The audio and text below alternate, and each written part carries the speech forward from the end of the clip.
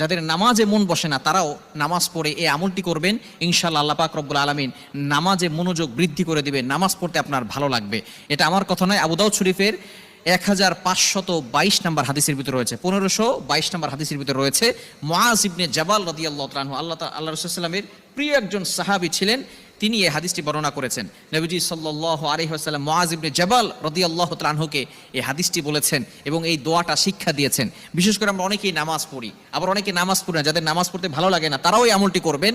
এবং বিশেষ করে যারা নামাজ পড়েন কিন্তু নামাজে মন বসে না, যখনই আপনি নামাজে দাঁড়ান সাথে সাথে আপনার মনটা নামাজের বাহিরে চলে যায়, এরকম হয় কি হয় না? আপনি নামাজে দাঁড়িয়েছেন ইমাম সাহেবের পিছনে, আপনার শরীরটা নামাজের ভিতরে আছে, মসজিদে আছে, কিন্তু আপনার মনটা যে বাহিরে চলে গেছে, সংসারের কাজে চলে গেছে। ইমাম সাহেবও জানে না, পাশের মুসল্লিটাও জানে না, একজন জানেন, তিনি কে? আল্লাহ ইজ ওয়াচিং মি, আল্লাহ আপনাকে দেখছেন, আল্লাহ আপনাকে অবজার্ভ করছেন। এই জন্য অবশ্যই আপনাকে চিন্তা করতে হবে, বেশি বেশি করে আল্লাহর কাছে দোয়া করা। খুবই চমৎকার একটি দোয়া নবীজি সাল্লাল্লাহু আলাইহি সাল্লাম শিক্ষা দিয়েছেন। দোয়াটি হচ্ছে আল্লাহুম্মা আইন্নি আলা যিকরিকা ওয়া শুকরিকা ওয়া হুসনি ইবাদাতিক। খুবই চমৎকার একটি দোয়া। এই দোয়াটা পড়লে আল্লাহ পাক রব্বুল আলামিনের স্মরণ যাতে করে আপনার বেশি বেশি হয় এবং বেশি বেশি করে আপনি আল্লাহ তাআলার কৃতজ্ঞ বান্দা হতে পারেন এবং আল্লাহ তাআলার ইবাদত করতে পারেন পরিপূর্ণভাবে, এটা দোয়া করলে আল্লাহ পাক রব্বুল আলামিন এগুলো আপনাকে বাড়িয়ে দিবেন। বিশেষ করে যারা নামাজ পড়তে ভালো লাগে না যাদের, তারা এই দোয়াটা বেশি বেশি পড়বেন। আল্লাহুম্মা আইন্নি আলা যিকরিকা ওয়া শুকরিকা ওয়া হুসনি ইবাদাতিক। আল্লাহ তাআলার প্রশংসা করার দরকার আছে না নাই? আল্লাহ তাআলা আমাদেরকে যে নিয়ামত দিয়েছেন সেই নিয়ামতের কৃতজ্ঞতা আদায় করার দরকার আছে না নাই? অনেকেই আছি আমরা আল্লাহ তাআলার কৃতজ্ঞতা আদায় করি না। আমাদের সব কিছুর সময় হয় কিন্তু নামাজ পড়ার সুযোগ হয় না। ব্যবসা যারা করতেছেন ব্যবসার দোহাই দিয়ে বলেন নামাজ পড়ার সময় পাই না হুজুর। আপনি যারা চাকরি করতেছেন চাকরির দোহাই দিয়ে আপনি বলেন যে নামাজ পড়ার সময় হুজুর আমাদের হয় না। আপনি যাই করেন না কেন, আপনাকে আল্লাহ তাআলা কেন পাঠিয়েছেন একটু চিন্তা করে দেখেন, একটু নিজেকে প্রশ্ন করেন, কেন আল্লাহ তাআলা আপনাকে বানালেন?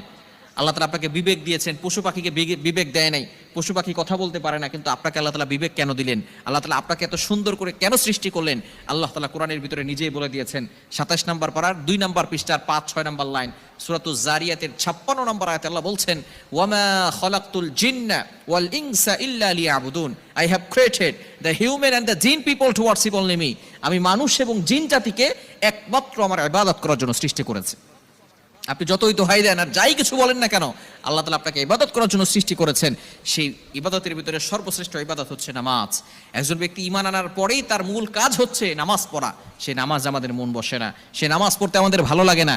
এজন্য নবীজি সাল্লাল্লাহু আলাইহি ওয়াসাল্লাম দোয়া আমাদেরকে শিক্ষা দিয়েছেন। কি চমৎকার নবী আমরা পেয়েছি!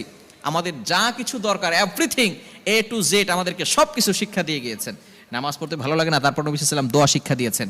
এজন্য অবশ্যই আপনারা যারা নামাজ পড়েন 5 ওয়াক্ত নামাজের পরে এই দোয়াটা পড়বেন, আল্লাহুম্মা আইন্নি আলা যিকরিকা ওয়া শুকরিকা ওয়া হুসনি ইবাদাতিক। আবু দাউদ শরীফের 1522 নম্বর হাদিসের ভিতরে এটা রয়েছে।